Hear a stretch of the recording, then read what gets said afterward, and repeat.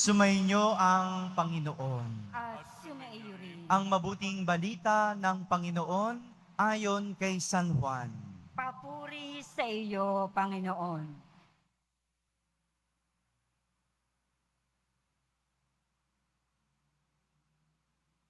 Noong panahong iyon, sinabi ni Jesus sa kanyang mga alagad, "Kung paanong iniibig ako ng Ama, gayon din naman iniibig ko kayo. Manatili kayo sa aking pag-ibig. Kung tinutupad ninyo ang aking mga utos, mananatili kayo sa aking pag-ibig. Tulad ko, tinutupad ko ang mga utos ng aking Ama, at ako'y nananatili sa kanyang pag-ibig. Sinabi ko sa inyo ang mga bagay na ito upang makahati kayo sa kagalakan ko at maging lubos ang inyong kagalakan. Ito ang aking utos. Mag-ibigan kayo gaya ng pag-ibig ko sa inyo. Walang pag-ibig na hihigit pa sa pag-ibig ng isang taong nag-aalay ng kanyang buhay para sa kanyang mga kaibigan. Kayo ay mga kaibigan ko kung tinutupad ninyo ang mga utos ko. Hindi ko na kayo inaaring alipin, sapagkat hindi alam ng alipin ang ginagawa ng kanyang Panginoon. Sa halip, inaari ko kayong mga kaibigan, sapagkat sinabi ko sa inyo ang lahat ng narinig ko sa aking Ama. Hindi kayo ang pumili sa akin. Ako ang pumili at humirang sa inyo upang kayo'y humayo at mamunga at manatili ang inyong bunga. Sa gayon, ang anumang hingin ninyo sa Ama sa aking pangalan ay ipagkakaloob sa inyo. Ito ang iniutos ko sa inyo. Mag-ibigan kayo." Mga kapatid, ang mabuting balita ng Panginoon. Pinupuri ka namin, Panginoong Heso Kristo. Magsiupo mo ng lahat.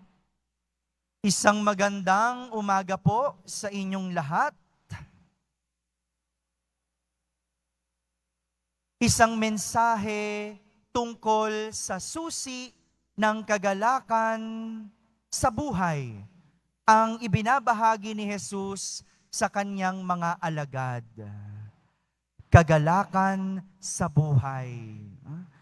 Sa mga naghahanap po ng kasiyahan dyan, sa mga malungkot, sa mga nasaktan, sa mga iniwan, sa mga naghahanap ng galak.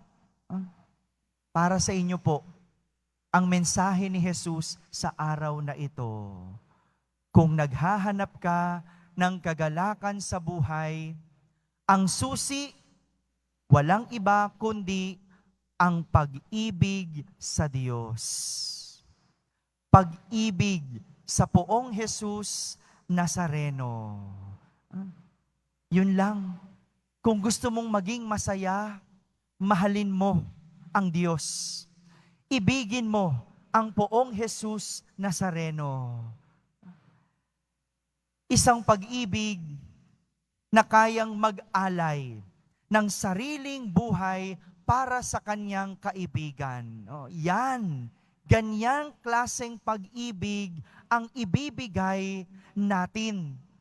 Hindi basta-bastang pag-ibig, kundi pag-ibig na kayang mag-alay ng sariling buhay sa kanyang kaibigan.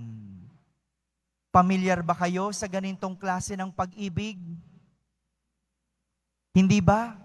Ganitong klase ng pag-ibig ang mayroon ang ating poong Jesus Nazareno. Ito yung pag-ibig na naibigay sa atin, yung pag-ibig na handang ialay ang kanyang sariling buhay. Bago pa nagkaroon ng iba't ibang love story, meron ng isang love story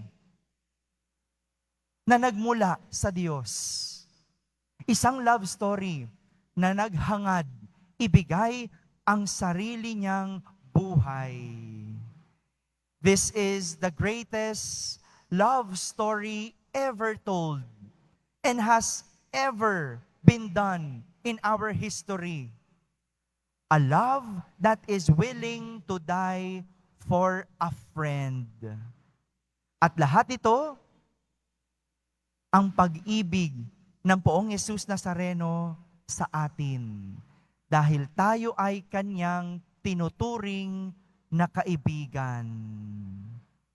Dahil tinuturing tayong kaibigan, ibinabahagi niya sa atin ang mga ito para makabahagi tayo sa kanyang kagalakan at maging lubos ang ating kagalakan.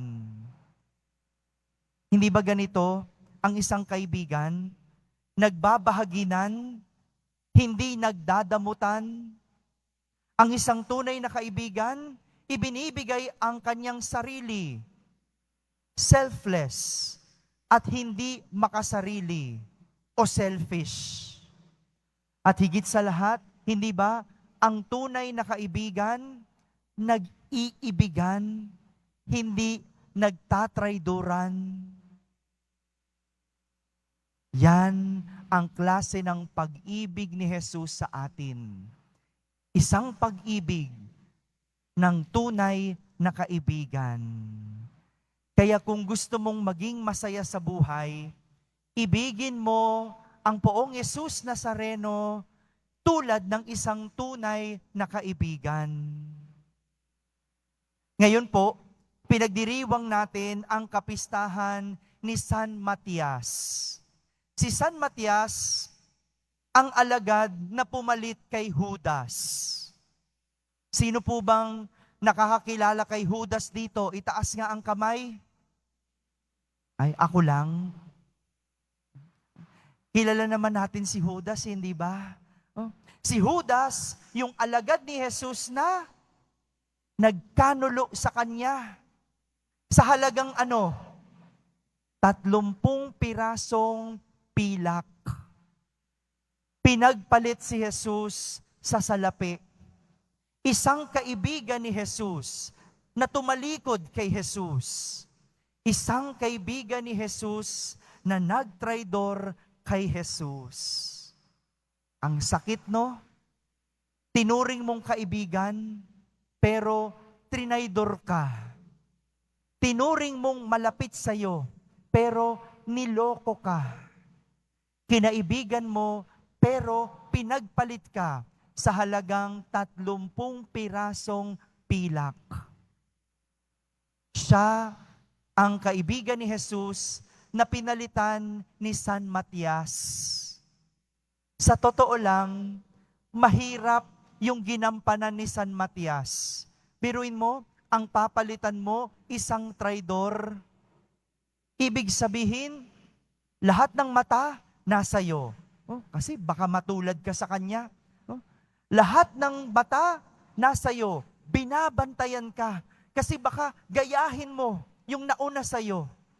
Mahirap yung naging gampanin ni San Matias. Dahil parang tila kailangan niyang patunayan yung kanyang sarili.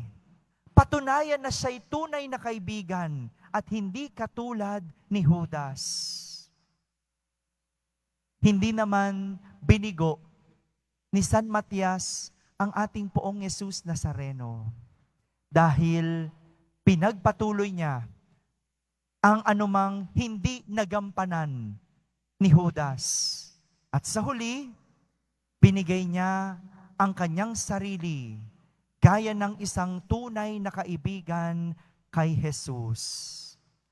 Mga kapatid, ito po ang hamon sa atin, ang maging tunay na kaibigan ni Jesus. Kung gusto mong maging masaya, kaibiganin ang Diyos. Kaibiganin ang Poong Jesus Nazareno. Kaya nga bilib na bilib ako sa mga deboto. Kahit ang hirap ng buhay, kahit malungkot ang buhay, pumunta lang sa Quiapo, masaya na. Bakit? Kasi mahal.